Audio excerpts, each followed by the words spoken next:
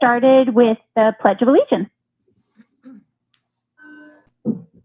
I pledge allegiance to the flag of the United States of America and to the republic for which it stands, one nation, under God, indivisible, with liberty and justice for all. Say pledge allegiance to my little tiny flag behind me. Alrighty, so kicking off this evening, we have our student representatives, Ian and Jean Pell. Do we have Jean Pell? I didn't look to see if he was on yet. He said he was trying to get on right now. Oh, good. We'll give him a second. Unless you'd like to start, Ian. Sure, I can start. All right. So we have, as we have the past couple weeks, not really had a lot of big events to talk about, but luckily this week we have some actual school events that were able to happen. We were able to have the virtual senior awards night last week, which both John Paul and I were able to attend. So I like the bow tie. Thanks, John Pell. You're welcome. So I think that went really well, in my opinion. I think it was the best way we could have done it on a virtual platform. I don't think it was any different than the underclassmen awards that we had last year, like feeling wise. John Bell, has anything to say about that? Okay. There's also when salutatorian and valedictorian were announced, with Katie Henderson as valedictorian and Ali Castro as salutatorian. Congratulations, Jim. Yes, Jim, congratulations. Awesome.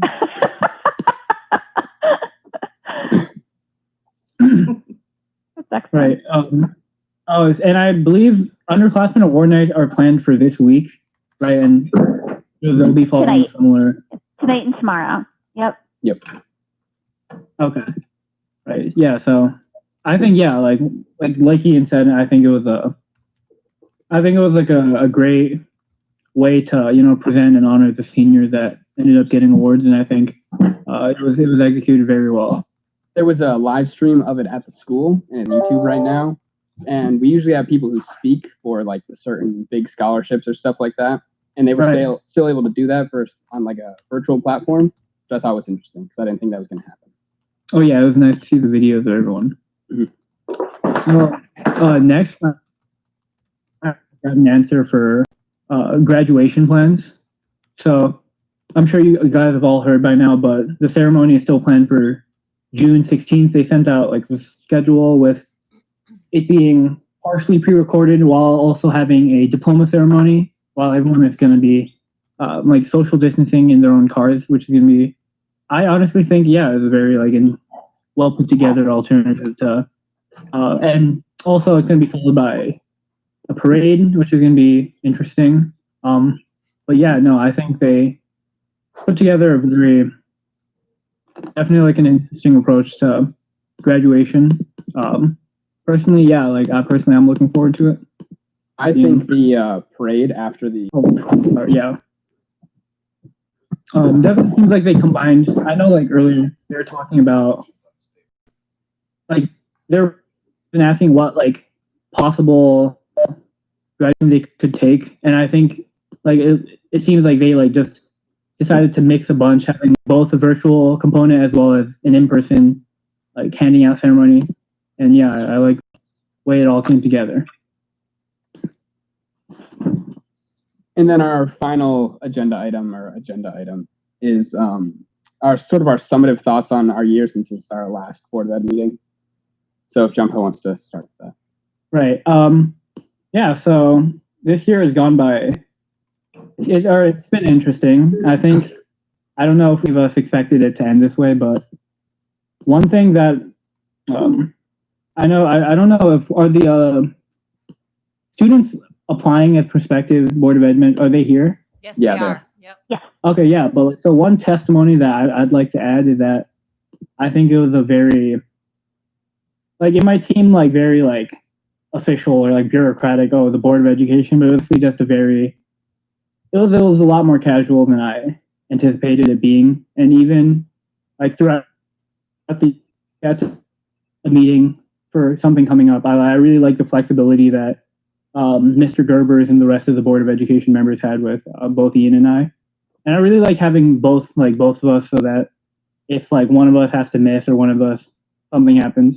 And then finally, I really like this whole virtual component, how like quickly it sprung up and how well it's been executed through since we've been out of session in quarantine. I think this has been it's a less theatric of an ending than I anticipated, but overall I think it was a fantastic experience. I'd recommend it for all the people applying. Sort of tapping onto John Pell, I'd like to do a big thank you to everyone on the board for making this year so great, for me at least. I feel like I've learned a lot being a part of this board. I was able to go to the CABE conference and meet a lot of people who John Pell and I are both in touch with now. And it's been really interesting to see how their schools are responding versus what we're doing, and seeing all parts of how our, like, not just seeing like the final product, but seeing all the steps with budget and everything like that. I think that was all really interesting to learn. And in addition to that, this year, I feel like I've grown with speaking more to like people of authority, which is going to be helpful in like a month. So I really appreciate it. Ian, you're going to be a people of authority? Yeah, exactly, Ian. So I think John Pell and I just want to say thank you to everyone.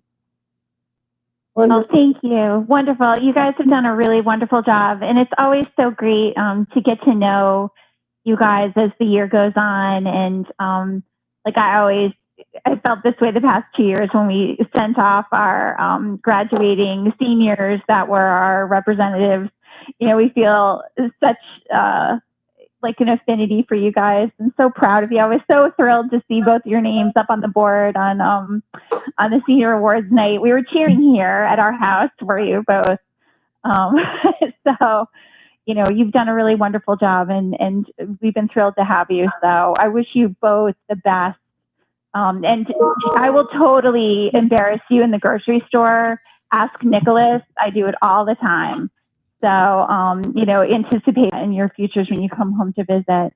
Does anybody else have any questions for our two student representatives? Just a comment, just to go along with you. When I was watching the senior awards, I felt like a sense of pride, like they were my kids too, because you spent time with me. I got to sit next to you guys. So it was that wonderful sense of pride, and really proud of you and what you're going to do with your future. And I really wish you both the best. Thanks for being a part of this. It's great. And if I Something could I've just, championed for a long time is student voice and student involvement in decisions that affect their education. And that's the essential component for having student representatives on a board of education where, as John Paul said, it was fluid, but your opinions mattered because you're on the front line. And that's the essential part where boards of education need to have student voice so they can really better understand how they're reflecting on and how it can be improved. And I think that that's the essential component. And when you go into different situations, you know that you have greater confidence in public speaking, and your opinion and thoughts very much matter. So thank you for being such great representatives to your student body at the high school. And hopefully, as you said in your evaluation, for those individuals that are interested, students in running for student rep, they can have a conversation what it's about, and hopefully before those individuals get onto the board, you can be able to meet with them. Thanks so much. Thank you, Eileen. Any other questions or comments? And I would just say welcome to the prospective board representative. And, you know, should you end up being voted in as board representative, you'll have an opportunity to get together with Superintendent Peruccio and I and talk about kind of your roles and responsibilities. And hopefully you'll also have an opportunity to talk to Jean Paul and Ian before they head off for their next adventure, so to speak. And Tara, who's here? How many people? So we've got Joe Bradley, we've got Megan Cappy, we've got Man Tran, and I believe that's everybody. Did I miss anybody? Nope, that's the list. Okay, excellent. Juniors, or they are juniors? I believe all of you are rising seniors, right? You're going to be seniors next year, all three of you? I think, no, Man's saying no. So. And Ben is a rising junior. Junior, okay, thank you, Joe. So yeah, so we're looking forward to seeing how that works out for you guys, and looking forward to welcoming some of you onto the board next year. And will the voting be in the fall? Yeah, so that's a question. Do you guys know, or maybe Sheila, you could tell us, when will the student reps be voted on? I believe it's happening by the end of this week. Ah, The excellent. students all developed videos that were placed in the graduating class Google Classrooms for other students to come in and view, stating why they wish to be a part of the Board of Ed. Mr. Anastasio has done an excellent job of putting all this together. He sent that information out to all of our freshmen, sophomores, and juniors, that those videos are available in the Google Classrooms. And also, I believe he's already sent the link for students to make their selections. And he'll keep that survey or those ballots, if you will, open until Friday. So we should know by the end of this week. And all three of you, I'm going to tell you, you can't go wrong. You've got, you're in good hands with any one of these three, two or all three of them. So good to go. Excellent. Thanks, Sheila. Sorry to put you on the spot there. Well, excellent. Well, I think there's background noise, Tara. I think someone has a question. I have a quick question for Mr. Gerber. I was wondering if at some point I'll get to keep my Board of Education representative plaque. And I can come and take that up. Great question. We do typically send that off with our leaving board representatives. So you guys can email me and we'll schedule a time that we can get that picked up for you guys. Perfect. Thank you so much. Of course. Excellent. Great question, John Fell. Oh, that's awesome. Well, thank you all again. And we look forward to seeing who's our representatives for next year and getting together with you virtually or hopefully in person sometime soon. All right, so we're going to move on then to our approval for our minutes from our last regular meeting on May the 26th. And I'd like a motion from the board to approve those minutes. moved. Moved by Eileen. Do we have a second? Second, Jan. Seconded by Jan. All in favor? Don't forget to unmute your microphone. Say aye. Aye. Aye. Any opposed? Any abstentions? All right, so moved. All right, so first up on the docket is tuition for the 2020-2021 So, can you hear me? year, and I'll hand it over to. Can you hear me? Can you? Yeah. Can you guys hear Jan? Yes. Well, I can hear you, Trent. Yep. But my mic is not working. I can hear you. Now I can hear you. Now we can. Okay. Jan. All right. Well, welcome everybody. Thank you. And I'm so glad that all of our potential student representatives are here this evening. I also want to take this opportunity to say congratulations to all the Senior Award and Underclass Award winners. Really creative ways to get that job done, and happy to have been a part of being able to share that with them. Tonight, annually, we set our proposed tuition rates, typically at this time of year, because this is about the time where we are completing our all of our budget work and where we set our final numbers. If you read through this document, you can see that we have had an increase in our regular education tuition from fiscal year 20 to fiscal year 21. It's about a $1,500 increase, and we've given you a bit of a historical perspective. Those look like bigger changes than they really are, but we've given you a bit of historical perspective about how they have changed over time, just so you can understand that with the increase, the size of the increase in the budget, the size of the special education, later on the size of the special education budget, the increase percentage changes. So it's simply a matter of the Board of Education accepting and approving it. We do this is a little bit pro forma because we don't typically accept tuition students, though there are cases where we have under special circumstances. More often than not, it's in the area of special education, and sometimes it's when we have a program that is unique and we can support a particular student. And we have done that with other school districts. We have sent someone to another school district for tuition. So the regular ed tuition would be set at $18,900, and the special education tuition for the year 2021 would be set at $49,100. There's also a little bit of an explanation at the end that obviously when we outplace students, that's done. There's no way to set that tuition. That is something that is negotiated by the student's needs and by the organization or entity that is accepting that student. Any questions?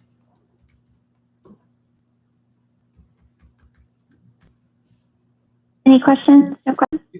Yeah, just a quick comment, actually. I was thinking about how, I was looking at this percent increase, and I think most of it is driven by the denominator of how to calculate it in terms of the decreased number of students. And so it'll be interesting I'm trying to think what the math would actually be, right? But it'd be interesting to see this percent increase divided by percent decrease in the student population. Because then essentially we normalize for the changes in student population. By doing that, you probably see that the increase is probably even below the contractual increases that we're asking. It would be quite phenomenal. It'll be, in the 1 to 2% range. So I believe, it's hard for me to do this. I believe that most of the numbers are going to be driven by the decrease in population of students or the denominator.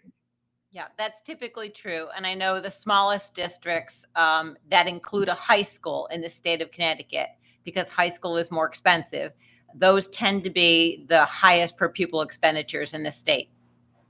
But just even we just did last year, right? I think this one should be easier, right? Because we can just take last year's population, this year's population, and calculate that decrease, and basically just normalize the increase by the decrease. And I think you'll find that the percent increase, once it's normalized, is probably close to nil. So I'm sure you're right.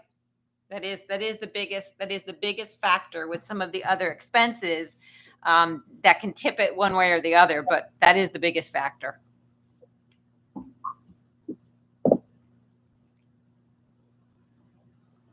Any other questions for Jan? So Jan, I'm looking at a PDF that Trent sent to me. So just mind walking through it. So I'm looking at it on my phone, if you don't mind. So is that accurate, just to say that total cost per pupil, 2,916? I didn't hear what you said. The total cost per pupil is what? It says $18,916. 18,900 is the memo, right? It's an So maybe it was. increase of 1,500. There we go. Okay. Okay. There we go. Thanks. Thank you. So Jan, are you covering the regular tuition and the special education tuition separately, or? I think we've typically done that in two motions. Okay. All right. So then let's start with the proposed. So let me ask again, are there any other questions for Jan about the regular education tuition rate? And it went up because? I think, yeah, go ahead, Jan. Typically, it goes up because of the expenses that we appropriate by a state formula to total student expenditure. But as Dr. Chang said, it also is very much impacted by the decrease in student enrollment. And I use that statement that our smallest districts that include a high school tend to have the highest per pupil expenditures in the state. So there is a direct correlation between enrollment and per pupil expenditure. Economy of scale, basically.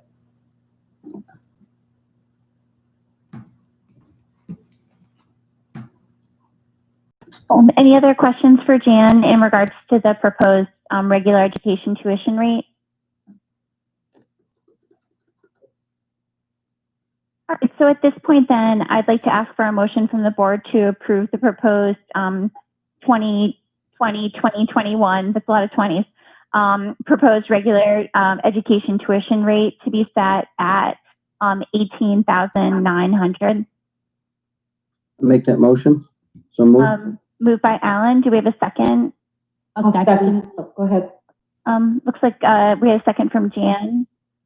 All right, and again, just a reminder to take yourselves off of mute. All in favor, aye. Aye. Any opposed? Any abstentions? All right, so moved. And then, Jan, do you want to go through the proposed special education inclusion tuition rate? Sure. Yep. So the special education tuition rate, as the document says, includes special services, and I'll read it to you actually. Services while remaining in the classroom setting. So in other words, we're not talking about outplacing a student. It's based on the total dollars spent in special education from both appropriated funds and non-budgeted or grant funds, because we have a grant drawdown on special education that we draw down on a monthly basis. Transportation outplacement tuition costs are removed for obvious reasons. And then the number that we came up with is $49,100. And we don't— That includes all related services too, Jan. So speech, it's a all-in-one special rate. education, right? So, Right. yeah, so, and we expect that will stay the same for 2020-21. Correct. And that's per student? That's Yes. correct. That is what we would charge if another district were placing a special education student in our community, which, as I said earlier, does sometimes happen. If we have a program or a situation that might be better for a student, and it happens the other way too. Any questions for Jan and Julie on the proposed special education inclusion tuition rate for the next school year? And can that change? It seemed to me, that could change based on additional services that have not been included in here. That is an all-inclusive rate, so we include the average of speech and all of those pieces that we might have to provide. And it's based on, we use the current, the expenditures and the proposed increase of the current budget to calculate those. So I think it pretty much takes into account all of those pieces. So OT, PT. Right, all of that. Psychological service, I could imagine. Yep.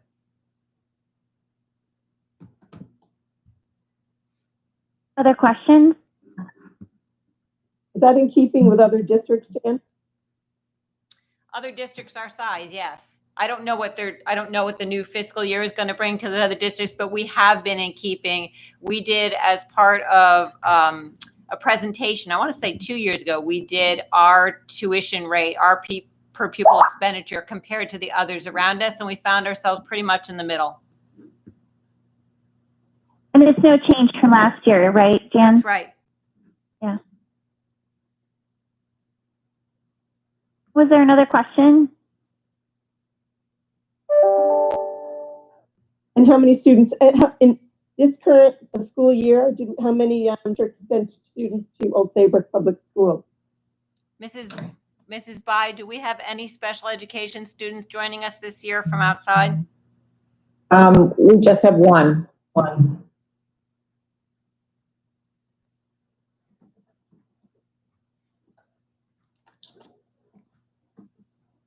And the district pays, they paid their transport, right? They pay the tuition. Right, and they pay to transport that student? Yes, they would pay the transportation piece, yes. All right, other questions for Jan and Julie? All right, then at this point, I'd like to ask for a motion from the floor approving the 2020-2021 proposed special education inclusion tuition rate, which remains the same at $49,100. So moved. Second. I got a second from Jan. Did I have who made the motion? Eileen. Okay. Thank you, Eileen.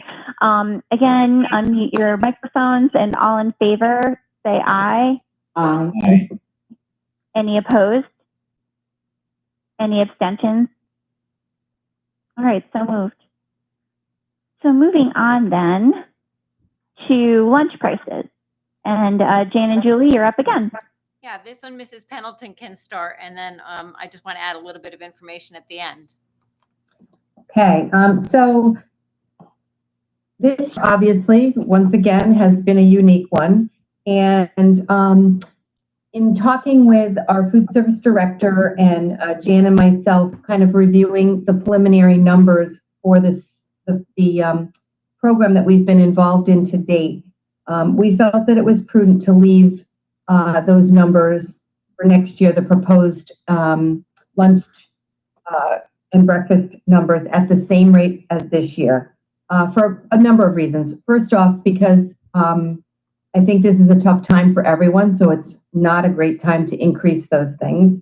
And secondly, the program that we have been able to be part of has enabled us to sort of fill the gap, if you will, for the loss of revenue in other places, such as catering and even our own program. We've had less staff in on this program, and so forth. So we believe that we'll be able to sustain our program for next year, barring something unusual happens again. But for now, we feel that this was the prudent measure to take, and that increases at this time were not probable. I also want to share that I do have to give some credit to our director, Maureen Nuzzo.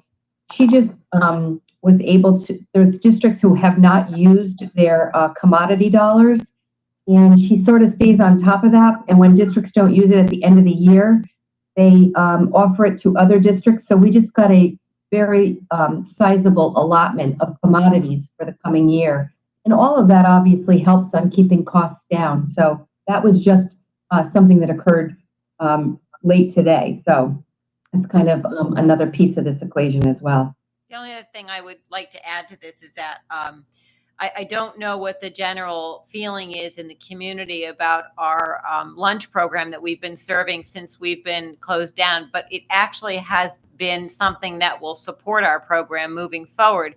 The reimbursement rate is considerably higher than the reimbursement rate that we receive during the year. And just today, Mrs. Pendleton put together a letter to me and to the board, which I will share with you, but that we wish to announce on Friday that we're going to continue to serve the lunches, breakfasts and lunches to students in the community from the middle school, because the location of the middle school is within a certain, it's on a map. I don't want to get into the details of it necessarily, but it's on a map that allows us to serve food from that location based on the population of the community around the middle school. And so we will be able to continue to get the waiver and serve students breakfast and lunch into the end of July. And we're saying the end of July, because our staff is going to need a break, and then they're going to need to prepare for whatever is to come in the fall. And as we know, that's probably multiple versions of what will finally end up happening. And also, at that point, the state has made money available to them. And parents will be able to access food, should be well on their way to being able to access food. So we're hoping to continue on through the end of July, and then prepare for the new school year. But it has actually been valuable to us in more than one way, obviously. It's been great to be able to feed these kids and to keep them, healthy and having good meals twice a day. Yeah, I think that's been excellent. I agree completely. So then I would ask if there's any questions from the board in regards to the lunch prices for the next school year. Any further comments? All right, so then at this point, I'd like to ask for a motion to approve the lunch prices remaining the same for the 2020-2021 school year. I'll make that motion. It's Jan. All right, so it looks like Jan made the motion, and do we have a second? I'll second it, Cindy. Cindy seconded it. All in favor? Aye. Aye. Any opposed? Any abstentions? All right, so moved. Thank you very much. So Tara, I just wanted to ask Jan regarding lunches. If school is not opening next year, this will remain, the lunches are still available and it's a reduced lunch? Students, it's for everyone? We really don't know what next year can look like at this point. We have no direction yet. So Eileen, we have no direction. I cannot imagine a scenario though, where if we are in school all day, that we won't be required to provide lunch to students, particularly the free and reduced lunch population. So I don't think we need to be concerned that they won't get food. It may look different. It may look very different depending upon what eventually ends up happening. We could be having some food delivered or picked up and some food served to students in school. But we are waiting for additional guidance on that, and it has not been forthcoming yet. Jan, I think that's exactly right. And actually, the beginning of this week, we started trying to put those scenarios together to kind of have multiple plans like we do for so many things, to look at what that might be. But I agree with Jan. There's definitely going to be some method to feed students in one shape or form. And right now, when students go to pick up lunches, do they have to show an ID or anything, or? They do not, no. That waiver is for anyone under the age of 18. They do not need to identify themselves. But we know everyone's from Old Saybrook, hopefully. We don't know that, and there's no limitation on the waiver. That's not supposed to be a consideration. That's interesting. It is, yeah, that's why I was wondering. But that's why I felt it was important to say this has not been a financial strain on the Board of Education. This has actually been, dare I say, profitable. Jen, this is Gord. A quick question about the waiver. Is that money coming from the state or the federal? I think it's coming from the feds through the state. Is that right, Julie? Yes, that's correct. You know how long it will last? Through the end of the summer right now. I'm sorry? August 31st at this time. August 31st? For this particular program. But as Julie says, who knows what we'll pick up in the fall. Will we revert to our usual free and reduced lunch price reimbursement, or will there be a continued additional support? We just don't know. I have a question. What is in those lunches, or what do people pick up? Is it breakfast and lunch, or? It's breakfast and lunch, yes. And on Fridays, it's breakfast and lunch for 3 days. They put in some fruit and they put in sandwiches, or? It's all in compliance with our national nutritional food program. So it has to be in compliance. You should see the meals that they have served. I think they're pretty incredible. That's why I was just asking, because I don't really have any idea. Yeah, I mean, I saw one in the last day or two, General Tso's chicken. Sometimes it's a grilled cheese and soup. It's always served with fruit and milk and juices. The breakfasts are little pancakes, yogurt, fruit, all kinds of, she really tries to give a good selection and a variety. Thanks. Any other questions before we move on? All right, next up is our world language program modifications. So there's been talk, amongst administrators, some of the board members have talked to me about our world language program. And obviously we are very committed to a robust world language program that begins at kindergarten, something that we have had here in Saybrook for a very long time and goes through 12th grade. And our goal, obviously, is to have that program be very robust for the students to come out of our high school capable of speaking, reading, and listening to world language, But we also know that there are constraints on time, on human resources, and on student time, not just teacher time, that we want to address by suggesting a change in our elementary world language program that we think at the end of the day will create a more robust secondary program. And here to present on that tonight is Manon Zumbaum, who is the instructional leadership teacher for world language. And so Manon, if you would like to get started, thank you for being here. I know you just left undergrad awards and zoomed over, so to speak, except not Zoom, WebExed over. No, all the amazing things we can do suddenly, right? Yeah, exactly. Who knew? Who knew? Yeah. Well, good evening, everyone. Yes, I would like to present on the proposed changes for the world language program. I'm going to try to share my content, which would be the PowerPoint. Let me see.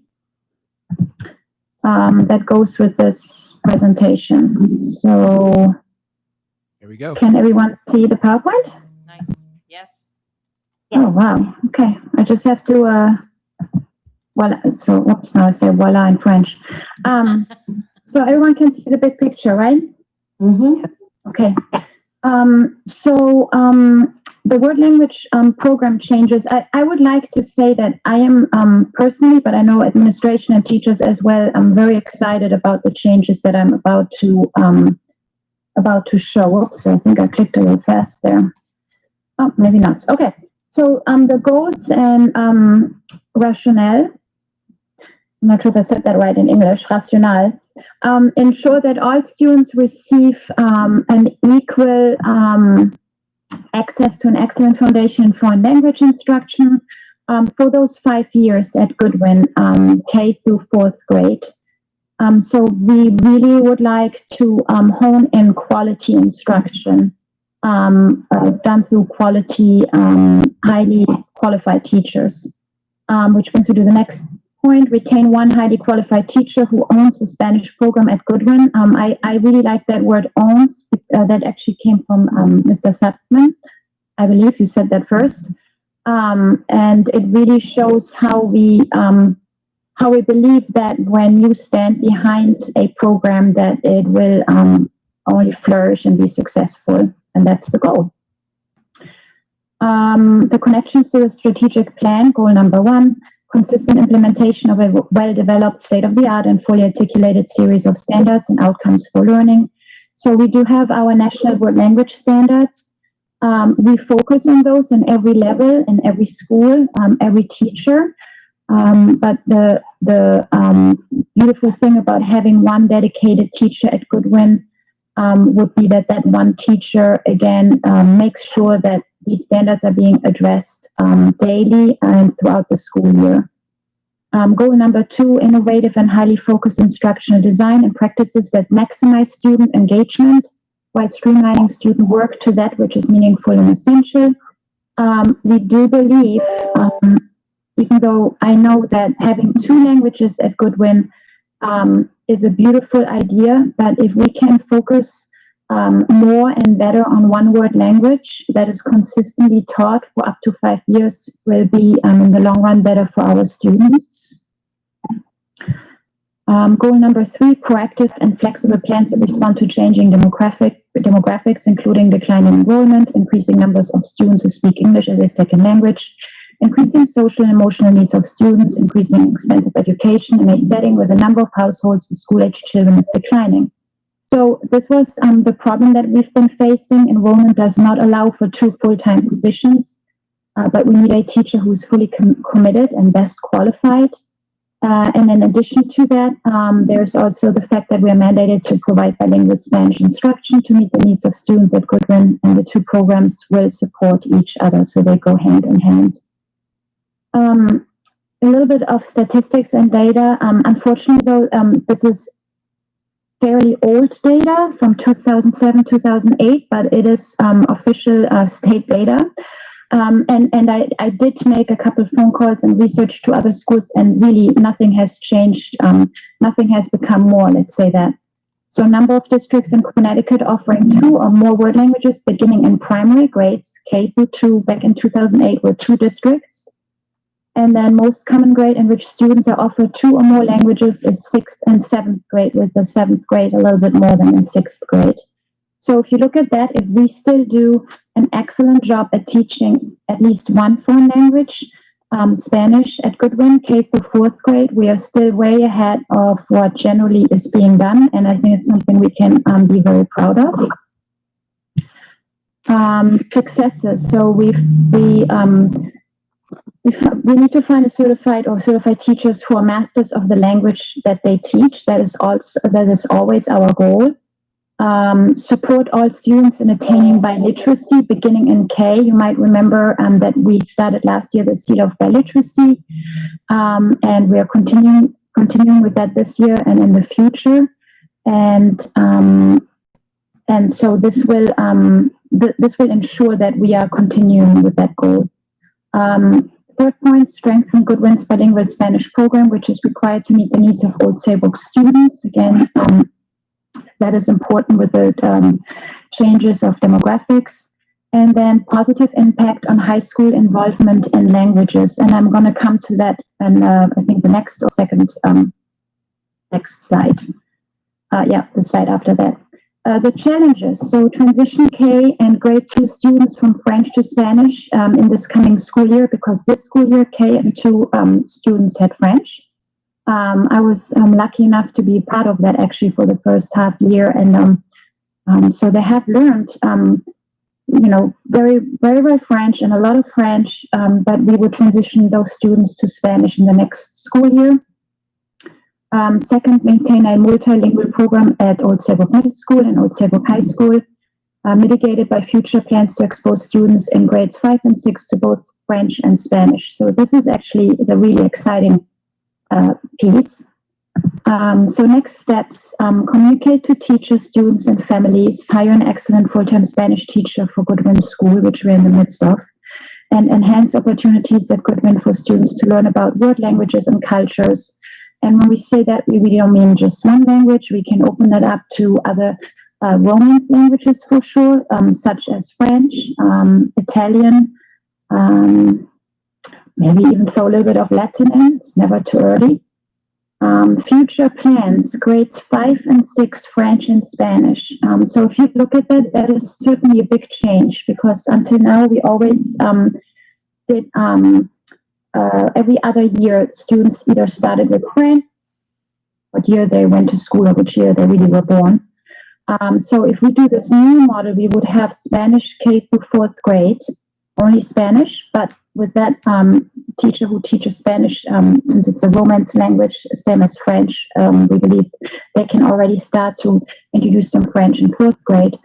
But then in grades 5 and 6, all students learn both languages at the same time. So they're really exposed at that age where they can make, they can actually, how should I say, make sense from learning 2 languages and really feel how the 2 different languages sound.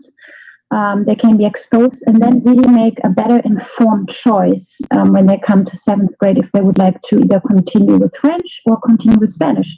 So, and that's actually, I just realized that the way I worded that, because until now, students had to make a decision to either stay with the language or switch the language.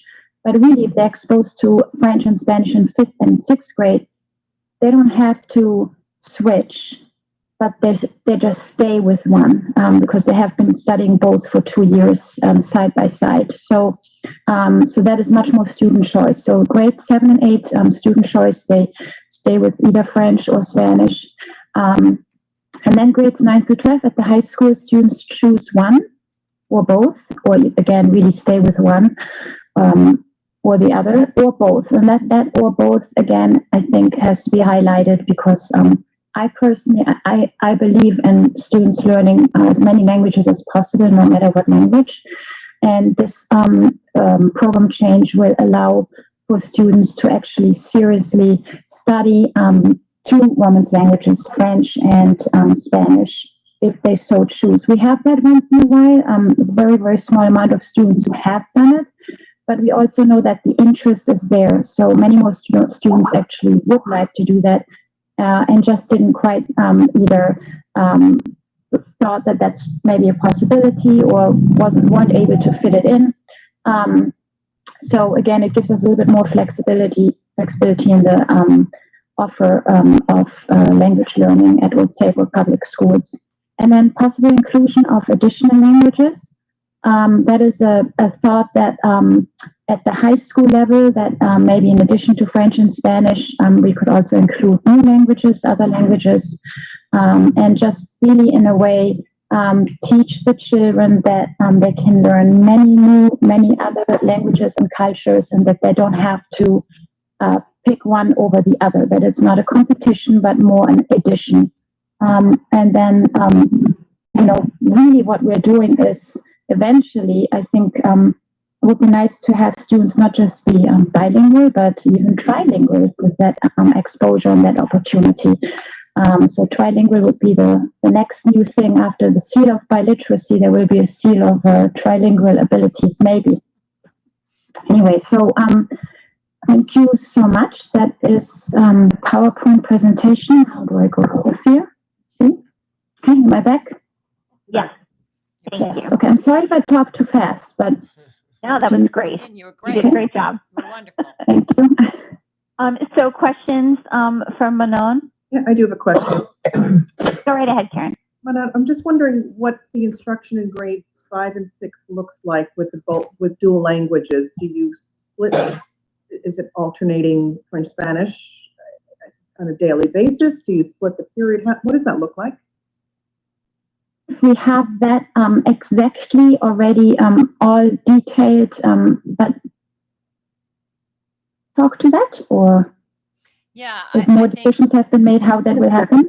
I think that Dr. Bachman was looking at how to schedule that so that the exposure would to the two languages would be equalized and not be dependent anymore on the year in which a student was born or entered kindergarten. I don't know if Dr. Bachman wants to add anything to that in her vision of how that will work at the middle school in 21-22, I believe would be the year, or 22-23. Right. So the good thing is that we have a little bit of time to work on that. But we had considered a couple different options, whether it was within that same time frame that they normally have. Is there an option for that during their specials block? So that's something that we're going to continue to look at to try to make it an equal amount of time for both. So I have a question. It's Eileen Baker. Could you actually review what currently Old Saybrook Public Schools is doing? Because they're introducing French, I think, in alternative years. So I wanted to get a sense of what's currently happening now. I understand there wants to be a change. So I have some questions and concerns. So I'd love to know, because we started this foreign language program, oh gosh, I don't know, even it was so many years ago. 20 years ago. So I wanted to get a sense, exactly what's happening right now and the rationale for the change a little bit, because parents would ask that question, and so I'm curious. Yes. Would you like me to speak to that? I can put now up to the state. So in Old Saybrook, every year switches back from French to Spanish. As an example, this year, 2019-2020, the kindergartners, the second graders, and the fourth graders learned French. And they continued with French in fifth grade. And then from fifth grade to sixth grade, they would choose either to stay with French or switch to Spanish. So they had to, which was kind of a hard decision to make, which one are you going to take, without really being exposed to the other language that they were being offered.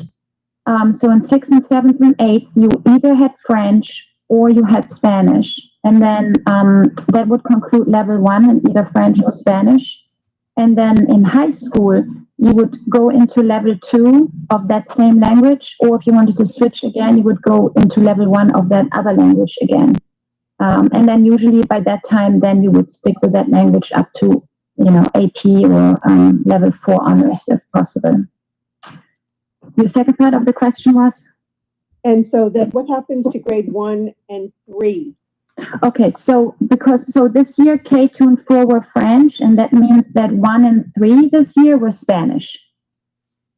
So it kind of stays with them. So if you went in with a French school backpack in kindergarten, you kept that French school backpack until the end of 5th grade. So it sounds to me that the decision is being proposed to have more of a robust Spanish program at the elementary level. Is that right? The idea is, and I'd like to try to present that in a way that it's not a competition between French and Spanish. The idea is more that there's one language, the same language offered to everyone, equal access to that one language for all students in a continuous and in a way that is remaining with the same quality and high standards until the end of 4th grade. So yes, it would be only Spanish, you're correct. But then in 5th and 6th grade, we just the same add French in a very robust and highly qualified way to that program as well, which we haven't done until now. So if a family chose to do French, when the student would be taking French in 5th and 6th grade? Correct. French and Spanish. And 5th and 6th. So are they isolating 5th would be for French, because if the students are getting immersed in the foreign language in the elementary school, you would think that in 5th grade, they would have the opportunity to choose French or Spanish. Otherwise, the students are only going to get, if I have this correctly, if they choose to do French, how many years do they have in the middle school of French? Well, in 5th and 6th grade, they don't choose to do one. They get both. They learn both, French and Spanish. Even if they've already had it all the way up to 4th grade. Yeah, but it would be obviously the Spanish would be more advanced in a way, but from K to 4th grade, it's a lot of repetition. It's a lot of basic word language, and I think once you have started one Romance language, the French, the other would pick up very quickly and add to it. It's kind of like it will come together versus fighting against each other. But I guess I think they're two very different languages, French and Spanish. I happen to be fortunate enough to speak Spanish fairly. They're just different. Yeah. The question is then the Alsace Public Schools is committing to Spanish in the elementary grades for the rationale that you gave in terms of more Spanish speaking families, more children that are coming into the district. I'm asking the kinds of questions that probably a parent may be asking as well to know the rationale. So Eileen, it's Karina. Yeah. As a parent whose children went through the current scenario, I think this sounds like a very progressive, robust shift. My son was one of those that was born in a Spanish year, and so he took Spanish until I think it was 6th grade, where he was offered the opportunity to switch to another language. But those kids have zero exposure to that language, so they're taking a real risk in a sense by saying, you know what, I think I'm going to go for French. And as a parent, I was very nervous for him because I know that it's very different than Spanish. But he was confident, and I'm so grateful that he did it. I think what Madame Zimbaum has just presented is a really neat opportunity for kids to be exposed to both and be able to make an informed decision, as well as understand that there are significant differences between the world languages. And I think, this sounds like a really exciting shift. My question is, are there other school systems that have done this before? No, we're always the first ones in a good way. Of course we are. Yeah, I think what may come of this is a stronger student in the high school. Even if they transition to French, I think it's an informed decision, and they will all come in with the same background in a sense. So I think you're asking some good questions, Eileen, and advocating for parents. And so as a parent, I'm kind of excited about this change. I think it actually helps the children. I just would like to add, the other concern that we often heard from parents is that the assignment of French or Spanish which the child then had to carry through the grades was arbitrary to the parent. It was just based on luck of when the child entered kindergarten. And that's not really in keeping with our student voice. And as Karina just said, that informed decision making. We do not, I want to underscore that, want to turn into a one language district. We want to continue to support French. We want to look for creative ways in the out years to even add to language. And I'll tell you that during the senior exit interviews this year was the first time that I had heard for more languages. And they named languages that they would like us to try to get. And we talked about how to creatively fit that into a schedule so that students could dabble in these other languages as well, so they might be able to take them in college. The goal would be to make sure that the program is robust, that the students get a good foundation, that we are able to find highly qualified teachers to do that work. And then that children have in middle school, during what will be the lower middle school years, 5 and 6, have a great opportunity to do both of them at the same time and decide, do I want to stay with the one I started with, or am I really enjoying this new one that I've been learning for 2 years? And it will be interesting to see how it goes. But I think either way, it'll feel more objective in the elementary school, where students aren't just assigned it, everybody gets a good foundation, and then more student-centered when students get to choose after having an opportunity to have tried them both. The goal would be not to limit us, but to continue to grow this program, which I believe is incredibly important to the global citizens that we talk about in our mission statement.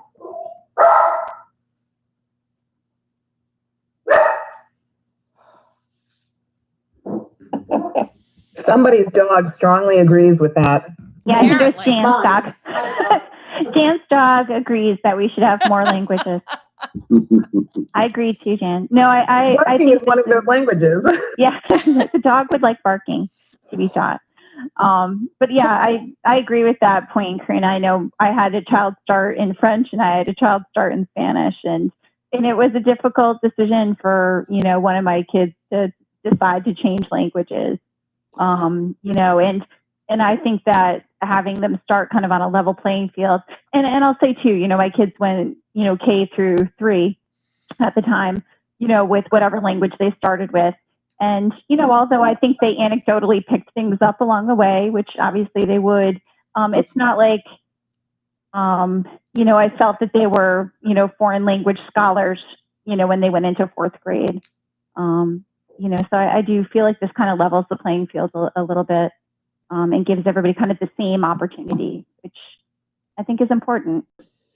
Tara, if I just may add, I just want to give kudos to Madame Doombaum. This is conversation that she has been leading for a couple of years now, and not only about the necessary programmatic changes to try to increase opportunities for our students to become more confident in their language abilities, but also how can we open up. Actually, the whole high school language department has talked a lot in the last couple of years about how can we open up opportunities for students who want to explore certain languages on their own. How can we support that through the classroom environment? So I'm, extremely proud of them for the work that they're doing, just in terms of teaching and learning as a whole and opening up perspectives for student choice. Thank you, Sheila. Other questions for Jan and Manon? This is George. Go ahead, George. And I also just want to add, I think there's an important point that Manon mentioned. That was, it fits in very nicely with Old Saybrook's need to provide bilingual Spanish education, implying that there is an increasing population of Spanish-speaking people at Goodman. I think it fits very nicely then to have the other students sort of fit in and help them fit in and be able to communicate. I think that combination is a very nice combination. So, Thank you. Thank you, Dr. Cheng. If I may say one more thing, imagine those English learners, the children that come to the school that do not speak English, and they're being fully immersed in Spanish, even if they are native Spanish speakers. I know for myself, when you learn a language at home, that does not mean that you are actually writing or speaking it always correctly. So it will give all students a chance to become proficient in Spanish. And then, so a Spanish speaker who learns better Spanish than before, who's also learning English and likes languages, now also has the choice to learn French and to become, by the end of high school, like I say, a trilingual young citizen of this world. I think that is really important to give them along their way for life, to be able to actually become very good and confident at 3 languages. Thank you. So it's Eileen again. I just have a question, Tara. Go ahead, Eileen. So in grades 5, when a student comes to the middle school, does that student in grade 5 then have Spanish? I'm sorry, was that student then what?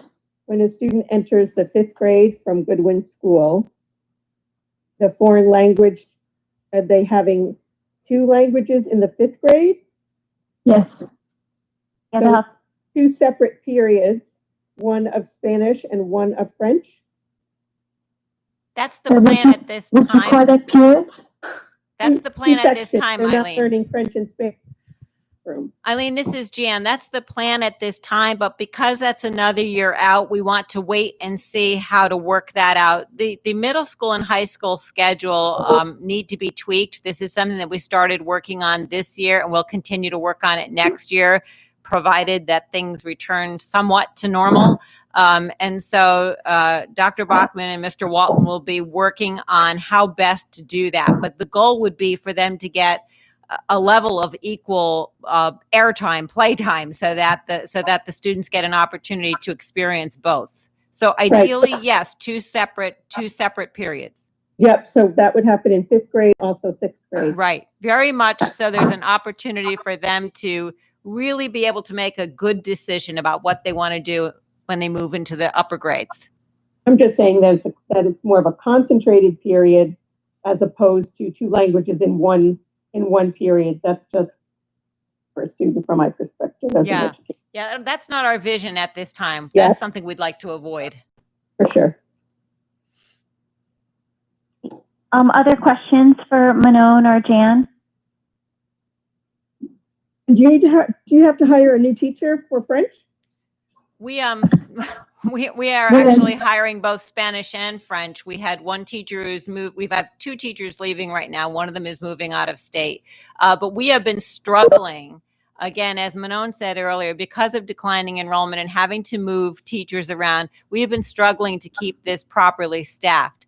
One of the things that the state of Connecticut has done with its certification is it does not require an elementary teacher to have a world language certification to teach elementary world language. So when you have a reduction in force, you end up having to reduce, based on seniority.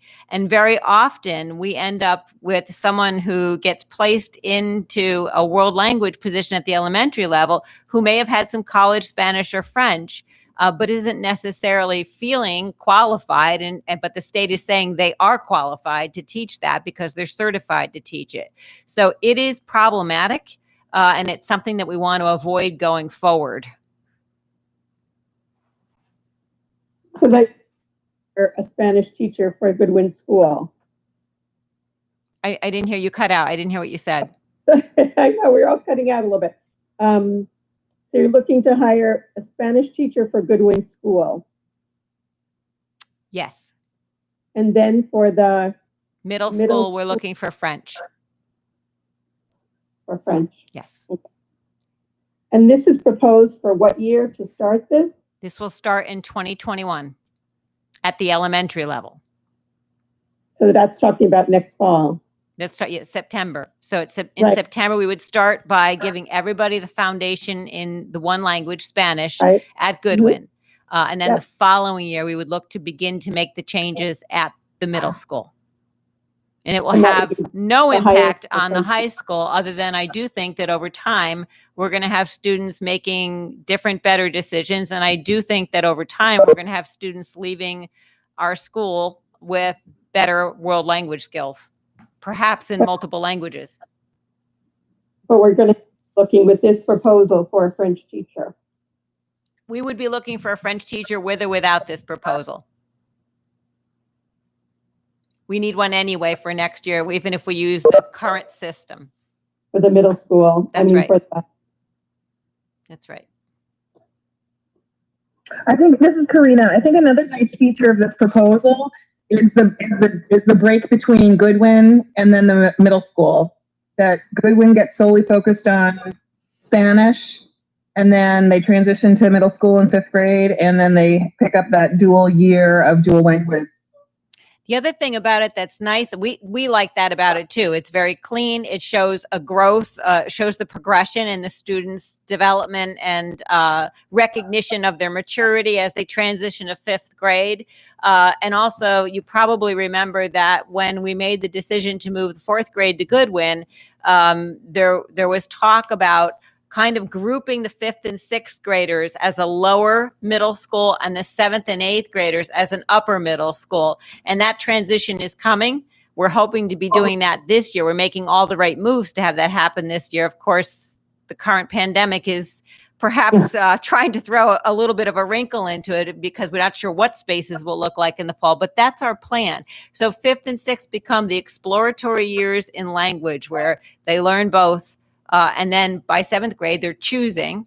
And then hopefully, we hope that the marketing and the public relations are going to be so good on this that at the high school, maybe they'll be choosing more than one. We even talked about with the World Language Department taking advantage of that extra class time that is built into the collective bargaining agreement with the teachers that they can teach before school starts. And we said, if the problem is enrolling students in world language, let's look to that before school time to perhaps offer German or Latin or Arabic or whatever kids have an interest in. We'd love to be able to try to find a way to make it happen in the future. But that's a couple years down the road. We've got to get there. We've got to move these students up through the grades. I'm very excited about the way this is going to work out. I feel like this is going to allow us to bring students forward at the high school level who are potentially multilingual and certainly very well based in Romance languages. so my last question to Eileen is just a devil's advocate question, if you don't mind. So if a parent says, how come you're choosing Spanish and not French for 4 years? What's the answer? I think the answer is based on, in our region, the number of Spanish-speaking people and population. I think that we have an increased number of EL students. The vast majority of them are Spanish-speaking. And I think that when we talk about employment in the United States, again, I have to stick to this region, but I think in many regions of the United States, Spanish is the preferred second language. That's not true everywhere in the world. That's why I never want to become just a one world language high school secondary program ever. I don't think that makes for a good, robust college prep program. But I do think that Spanish has that level of importance. I agree. Thanks so much. Other questions for Jan and Manon? So Jan, at this time, are you looking for approval from the board? That would be great. Approval to implement the first year with the changes at the elementary school. Okay. Then I'd look to the board at this time if there's no further questions for a motion to approve the changes to the world language program. So moved. Moved by Eileen, and do we have a second? Karina. A second by Karina. All in favor? Aye. Aye. Okay. Any opposed? Any abstentions? All right, so moved. Thank Thank you, you Manon. very much, both Jan and Manon, for that presentation and great explanation. And I look forward to seeing the changes next year. Yeah, we'll Thank you present. so much. will present in the spring. Manon, thank you so much. Terrific job. Thank you. Thank you as well. Thank you for all you do. Great. Bye. Nice work. So moving on, and it's nice to see you all administrators. I just wanted to say that we've missed you, all of you. It's so nice to see your smiling faces on here. So Heston, you get to start off this evening. Do we have questions for Heston in regards to his report, other than just to say hi to Heston and how glad we are to see him?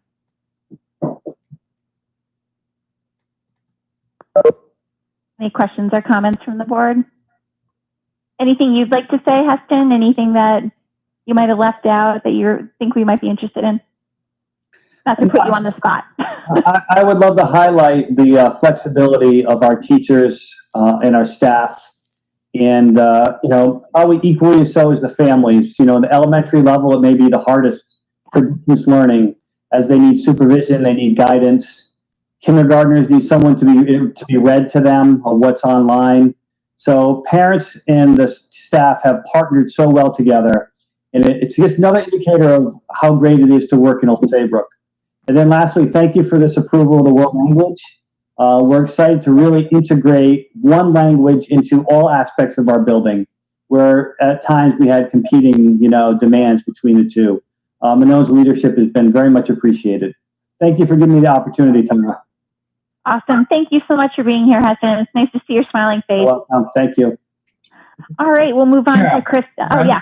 Yep. Just want to add, again, congratulations to Heston. I think, your point was spot on. What you listed here in terms of the caliber of work that the teachers have done and how the students have stepped up is quite remarkable. And again, like you said, elementary school really, really hard. And I just want to take this opportunity, not just for you, but also for Krista and Sheila. Each of your reports, outstanding in terms of the innovative stuff that's going on, and each of those requires incredible leadership. And I just want to thank the three of you. Well done. They're working very, very hard. I can tell you that. I am quite sure. Well said, Thank George. you, George. Yeah, well said. And then and you're right, just to pile on to that. You all hit the ground running into this brave new world, and it's so impressive. It really is. It's just so impressive. Top to bottom, to see how you all adopted all these changes so quickly. And I certainly see it in my kids every day, how quickly they adapted to it too, which, they take their cues from you all. Can I have a question for Heston? It worked. Go ahead, Eileen. So Heston, great report. This challenging situation for families and for kids and for teachers, and a lot of hard work. So my question is, did you find that there were some students, which can happen in some districts, were just not able to be part of the distance learning for whatever reason, although the schedule was flexible for families? I know that can happen.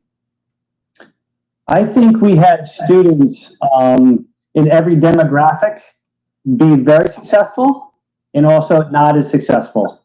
So obviously the amount of time a parent could spend with them within the home, if they were working from home, but they had to attend to their own work, is a factor, as well as students who are learning English, or families that are learning English. That was a factor. But even in that demographic, there were many students and families that overcame those difficulties. And then there were some students that were really performing at a very high level at Goodwin School when they were in class. And then outside of class with distance learning, they really struggled. Yeah. So you saw a little bit of everything, Eileen. Yeah. But by and large, 98% of our families and students were successful in one facet or another. And if we have to return to distance learning, we've learned a lot, and we'll be even better moving forward. Terrific. Thanks so much. You're welcome. Great. Any other questions for Heston? All right, so Krista, for real, we're moving on to you right now. So questions or comments for Krista in regards to her report?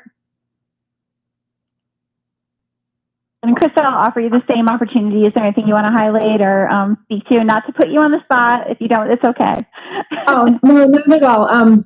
Actually, I was going to say the same. I have been very impressed with our staff. The teachers, the secretaries, everybody has really jumped in to try to do what's best for kids.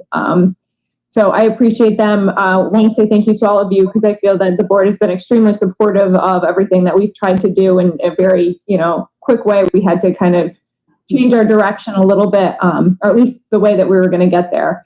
One of the things I'd like to highlight is our promotion ceremony that we are planning for the 16th, but in the morning. We are working on a virtual ceremony that most of the students have submitted their own slides to. There's our typical principal speech, but more importantly, the student speech is included. We're going to get these put onto DVD so the students can eventually have a copy of that. And then after the virtual ceremony, they're going to be able to drive through the school grounds, pick up their bag of their awards, their certificates, yearbooks will be in there, a variety of things, a gift from PTO. Then they're going to continue to drive around the school, and their 8th grade teachers will be out front and be able to wave goodbye to them. Of course, social distancing, masks, placing things in trunks. We have a plan that's been approved, and I think will be safe and fun for everybody, and still be able to recognize the accomplishments of our students. Thank you, Krista. Any questions for Krista? Comments? I look forward to receiving the invitation to log on. Yes, yeah. So we need to finish the link and put that together, but you will be getting that soon to the Board of Ed. Excellent. Thank you. It's nice to be able to participate. Other questions for Krista? Thank you so much. And it's good to see your face too. You too. All right, moving on to Sheila in the high school. Do we have questions or comments for Sheila on her report? And Sheila, of course, I'll offer you the same opportunity to editorialize at this juncture. Yeah, I mean, I don't want to, repeat a lot of the same, but at the same time, everybody has been working extremely hard. I know that you, as Board of Ed, is well aware of that. Our students have been working extremely hard. They're already identifying so many different things that they're learning about themselves. We have asked the high school teachers to really step outside of their comfort zones with certain things, and they are just stepping up. I think Heston said it. I know it's true for the middle school as well.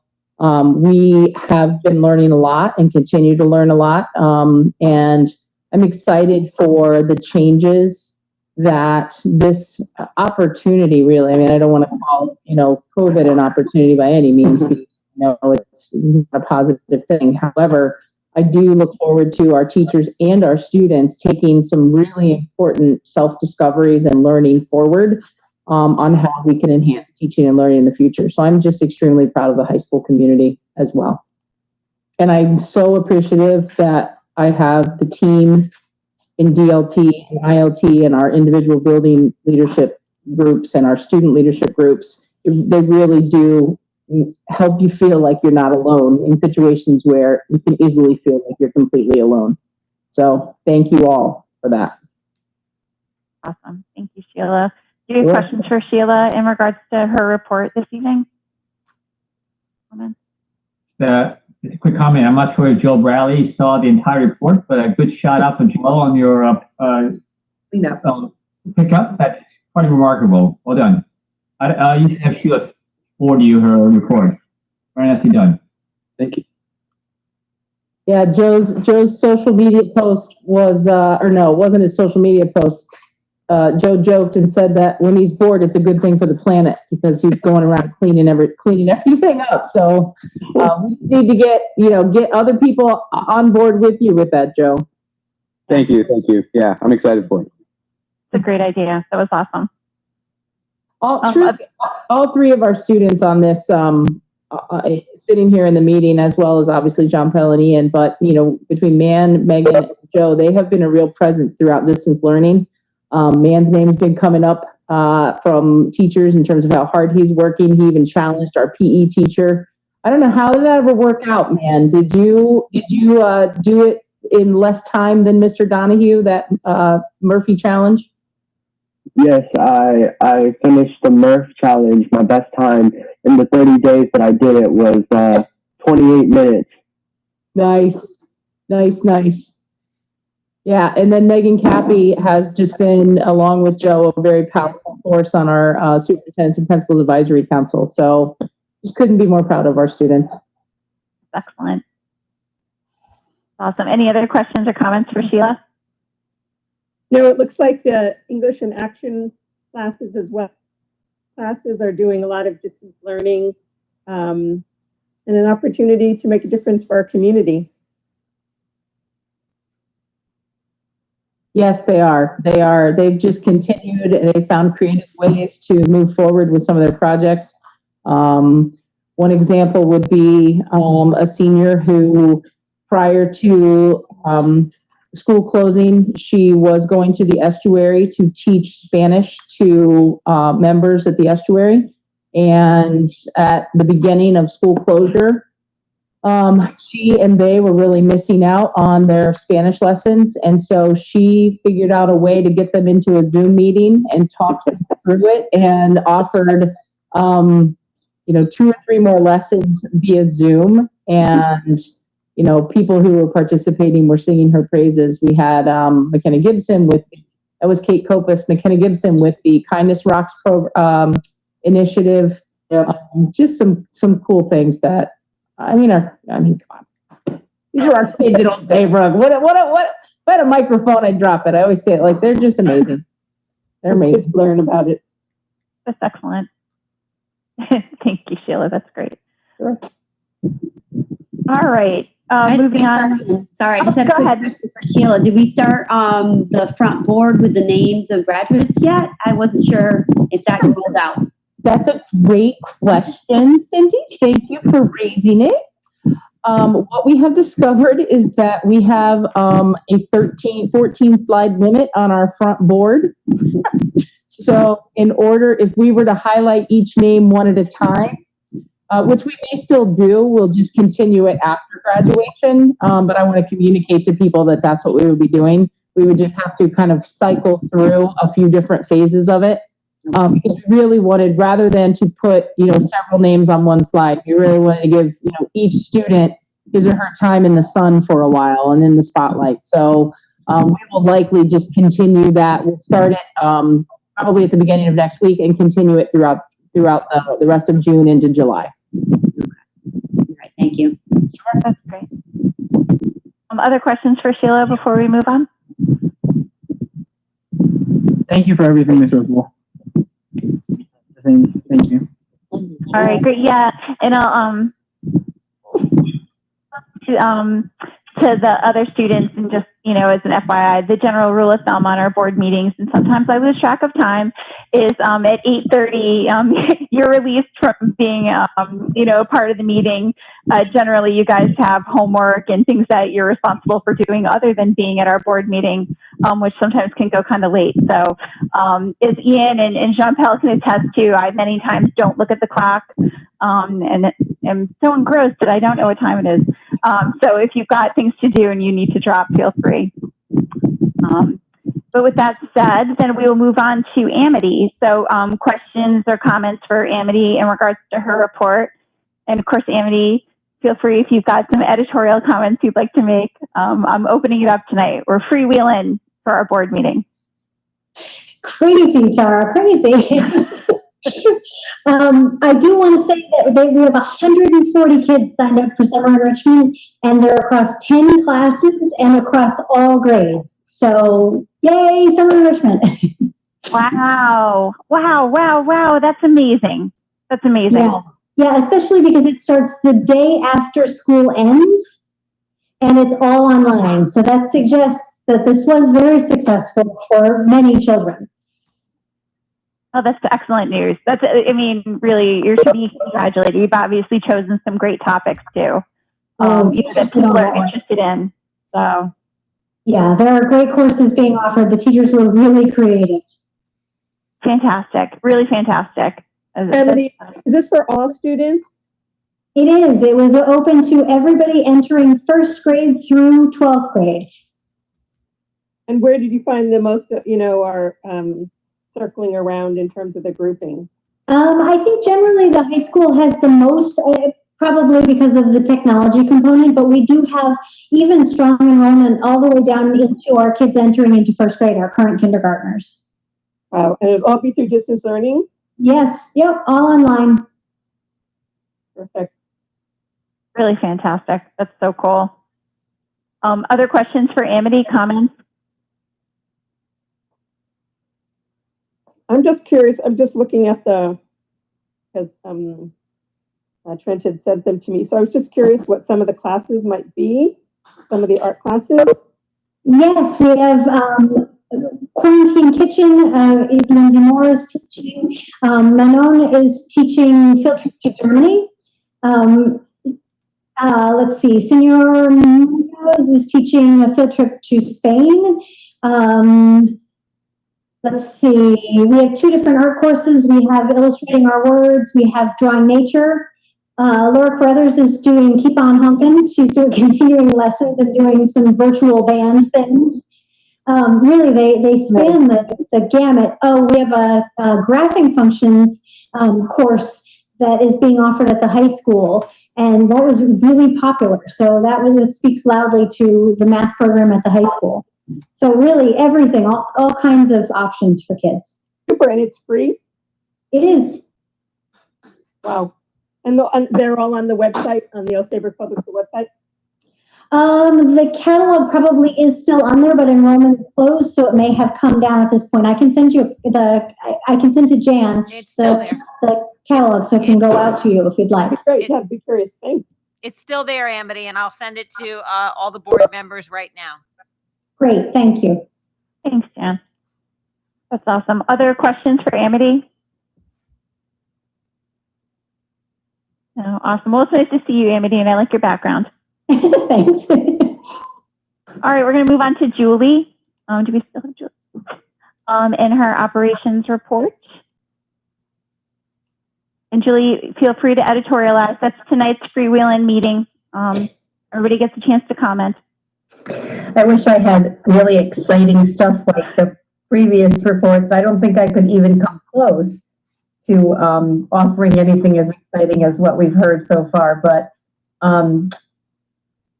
this has been an interesting year, and the board and administrative team are just the best to work with. So we are grateful under these circumstances in these times. We're really appreciative of everything.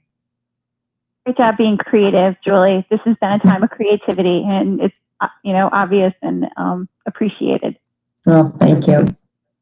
Any questions for Julie in regards to her report? Terry, this is George. Go ahead, George. Julie, just a quick question. I mean, do you guys have a sense, or at least a ballpark number, of what you will need to purchase all the essentially shields, barriers, PPEs, and so on to start through the fall? What kind of number are we talking about? What's the ballpark number? So thus far, George, we have purchased, I think I have 30,000 masks coming the end of this week.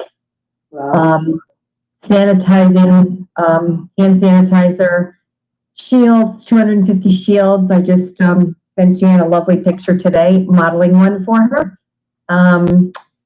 Gowns, some disposable gowns for some staff, and of course, we've bought a ton of cleaning and sanitizing supplies.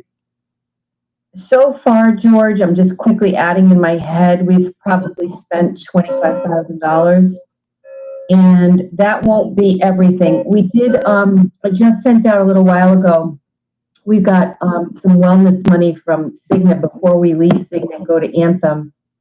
And the board for the ECHMC, the medical consortium that we're a part of, agreed to buy more PPE. So that'll be masks and thermometers. And we have about $10,000 to spend. So that will cover at least a piece of it. But, it's kind of a shot in the dark. We really don't need I will say, I think most of the things we're purchasing are going to be items that we'll use regardless. Certainly cleaning supplies we will use.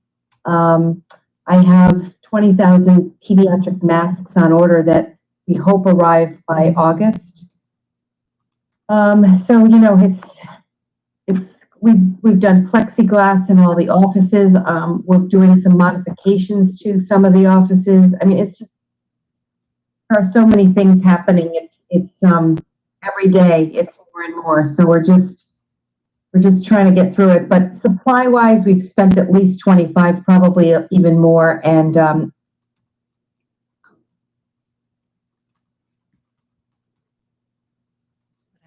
thanks, Julie. well, that made you all very quiet, didn't it? Always, Julie, always. Other questions for Julie? We're happy to see you, Julie, and thank you for the awesome work that you've been doing. Can I quickly cut in for a second? Yeah, absolutely. All right, so it's past 8:30. I just want to say, I think I'm going to head out now. I want to say thank you to everybody. It's been a great year. I also, Ian texted me and told me he has connection problems, but I'm giving a thank you from him as well. This has truly been a great experience for both of us, and we're both very appreciative to every single one of you guys for showing us so much, just so much care and so much respect throughout the year. So just thank you. Signing off for one last time. Thanks, Chantal. The fall. We're cheering for you guys. Yeah. We're cheering you on. Both of you. I know. Oh, well, that was awesome. Well, thank you, Julie, for your report. All right, so we're going to move on. Oh, yes. So just a quick comment. So Julie sat in on the finance meeting with you and Jan, and you just both did an excellent job. Phenomenal depth of knowledge with the budget and, answering all the questions. So I just want to commend you for all the work you did and the excellent presentation you did for the Board of Finance.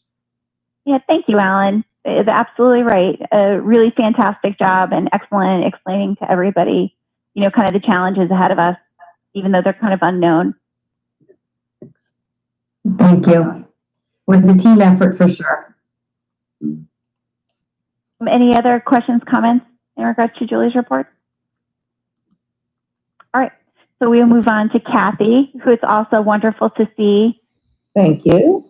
Kathy, so good to see you on here. I know I've been thinking about you, Kathy, like all of, obviously all of the roles that everybody has, when you get into education, obviously you expect to be in front of your students, and you've definitely been in my thoughts, because I can imagine it's a different challenge. Well, it is different, but, all of our staff have risen to it, and if you can imagine the challenges with a little preschooler with autism and trying to do something virtually. But, the biggest thing that I love about our staff, they're so good at connecting with families and the kids and working through it.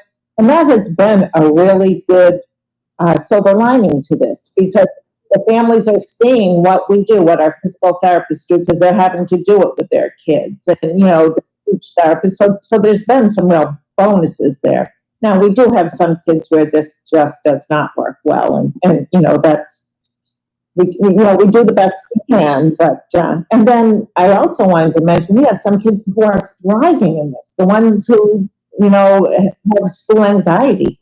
They're loving this and thriving and saying, I could do this forever. So it's been interesting. That's excellent. Yeah, there's always kind of the silver lining, no matter how you look at things. So sure. That's excellent. Question for Kathy in regards to her report, comments. Kathy, thanks so much. It's Eileen Baker. I was just sharing that to reiterate what you're saying, that some students really do very well.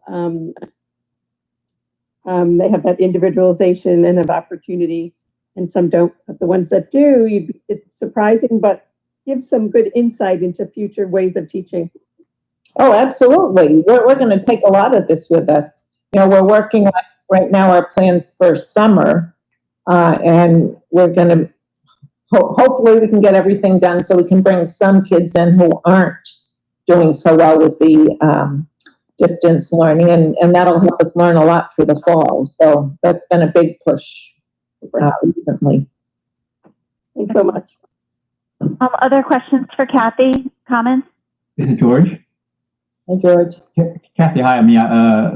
Again, outstanding report. I have a question or comment on your first paragraph and your last paragraph. Okay. Your first paragraph, I love the last sentence, right, where because this is actually distance learning and the parents can actually see what you guys are doing, that they're getting firsthand visual what's going on. I mean, that's amazingly powerful. That's great. That's a really good comment. My question is for in your last paragraph, there are 4 classes for ECP. Right. How big are each class? And Sorry. is that a larger class than normal people? Well, we've had 4 classes. We were thinking perhaps we might have 4 this year, and we did have increased applications, but when we went then to kind of enroll them, we did have a drop off there, I think because of what's going on. But we have 13 kids in each class to start with. And with our classes, as students turn 3 and need special education, they're added on through the year. So for these 4 classes, how many different age groups did it include? 3 to 5. Okay, thank you. Question. Wow, very impressive. Yeah. Thank you. Other questions for Kathy? Great. Thank you very much, Kathy. Thanks for attending tonight. You're welcome. It's good to see you all. Great to see you. All right, and so that leaves Jan. So Jan, any questions or comments for Jan in regards to her report?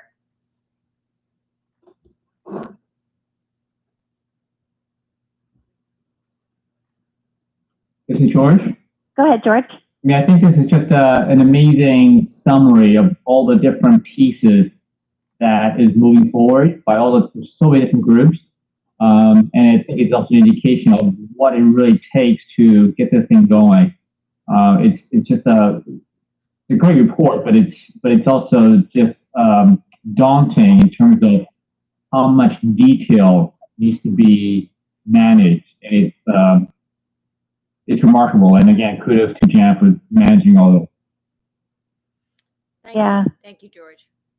Yeah, I'll pile on to that, George. I mean, that was the one thing that stood out to me was just the breadth of what was in your report. It was almost deceptive, Jan. You know, there's a lot of information in there, and really the amount of things that you guys are covering, that you are covering and working on is truly impressive.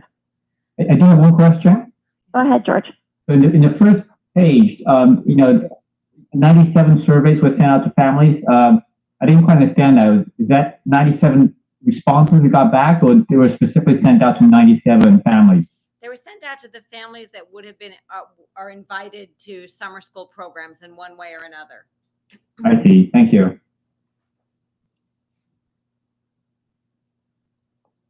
Other questions for Jan? Other comments? I just wanted to make a comment. It's Eileen. I think that the breadth and depth of what she can accomplish is really something not to be underestimated. It's huge.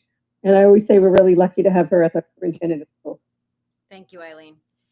I'm just going to echo what my colleagues who went before me said. You can't accomplish any of this if everybody isn't working really hard. And since we closed down in March and we got over the shock, everybody has been working very hard.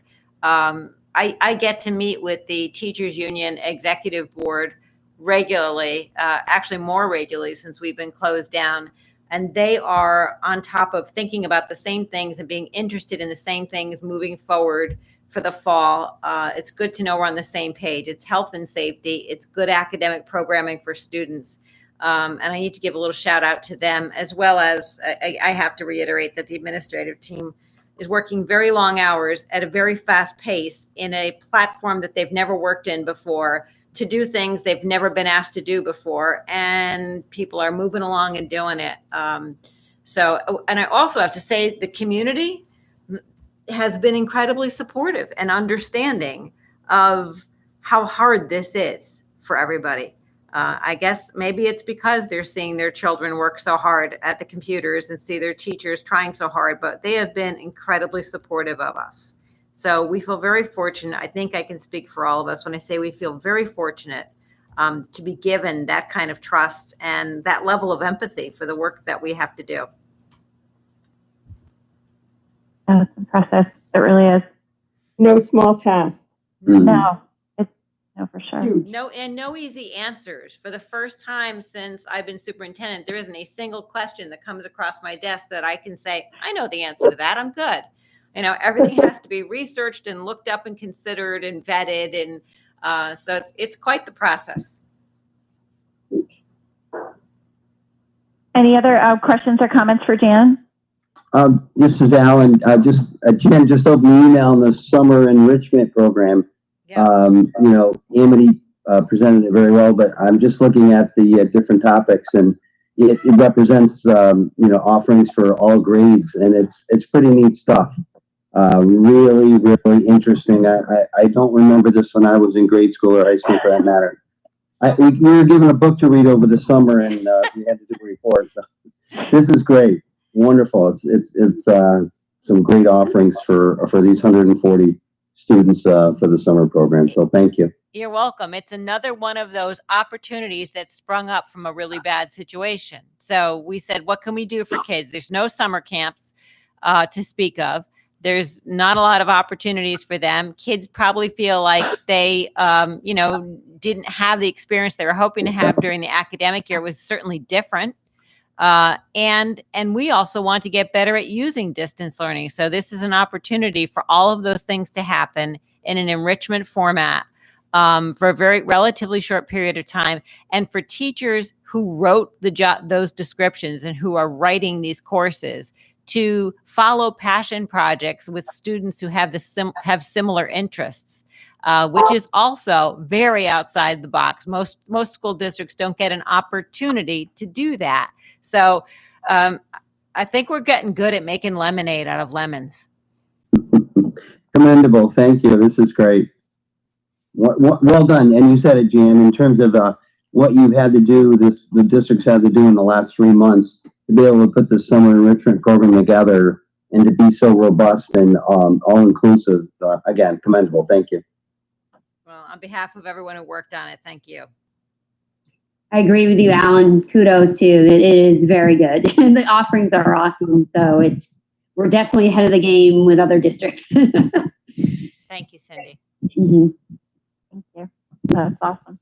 Other questions for Jan? Great. Yeah, it definitely goes well beyond the having to read Johnny Tremaine when I was a kid. No knock on Johnny Tremaine. Well, you remember it. That's good. Darn right I do. Curse you, Mrs. Davidson. All right, so at this juncture then, if there's no other comments or questions, we have an executive session that we're going to go into, which means the board will stay on along with Jan. And Jan, are we inviting Julian? I think we're going to give Julie a reprieve. She's had Julie some long gets a days. reprieve. She sent me any Wow. information that I need. Excellent. All right. So with the exception of the board, then the administrators and the students and Manon, thank you all for attending tonight. And we're going to ask you to drop at this time. And then as we do that, as we say goodbye to our administrators and the students, I'll look for a motion to go into executive session inviting Jan. Good night. Good night, everybody. Good night. Have a good summer. Thank you. We'll wait for the beeping to stop. There we go. All right, good. I think that's the rest of us. Excellent. So I think I'll make that motion. This is Karen to go into executive session. Thank you, Karen. And do we have a second for that motion? I'll make it second. Oh, thank you, Jan. All in favor, aye. Aye. Any opposed to executive session? All right, and then we'll give Trent a second to organize himself.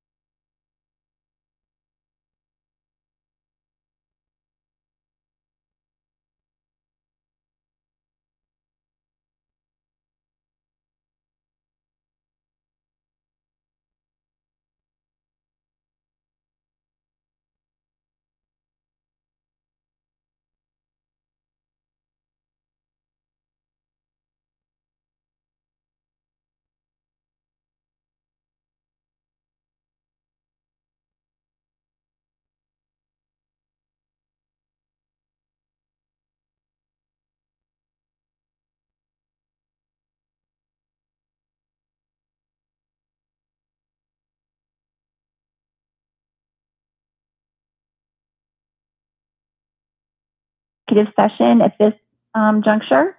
And I'd like to ask for a motion to approve the non-certified, non-union contract and letter of employment as presented. I'll make that motion. I'll second that. Jen, seconded by Alan. All in favor? Aye. Aye. Aye. Any opposed? Any abstentions? All right, so moved. And just a reminder that we have a special meeting on Thursday, June 11th at 6 o'clock, where we be going through our interview process. And then, of course, on the 16th, we've got the virtual graduation at our promotion at the middle school and graduation commencement for the high school. And that'll do it for tonight. So can we get a motion to adjourn? I got a quick question for you, Tara, though. Oh, you got it. Go ahead, Cindy. Just about logistics with the graduation. Is it true we can get out with them and hand the graduate their, tell me how that works for you and I and Jim. That is true. Yes. Yeah. Yeah. So Jan, I was figuring that you'll send, directions specific, like to Cindy, Jim, and I about the logistics on graduation. I can do that. I can send an email. I can do that tomorrow. But yes, that is true. Okay. Thank you for clarifying. Yeah. Because I imagine I'll have to get out before Jim and Cindy do to make my way up to wherever it is I'm going. Yes, I think you'll be there with us all along. I think there'll be 5 of us standing there, and you're one of them, Tara. Okay, cool. Jim, did you have a question? I saw your hand raised. Sure. Let's see. Yes. Okay. I was going to ask you, or maybe I should direct this question to our audio-visual expert, Mr. Rivers. Family have been asking if there will be a site set up so that we can either live stream or have it recorded so they could download and watch at a later time. Is that is there going to be a recording of the ceremony as it takes place? Plan right now is for us to have it presented live on our YouTube channel, and then it is recorded there. Okay. Yeah, and we will send the link out. And Trent is meeting with the Funflix owner tomorrow, hopefully, to get that finalized and worked out. And as soon as we have it finalized and worked out, we'll be able to send out information through Sheila Riffle and Joe Anastasio.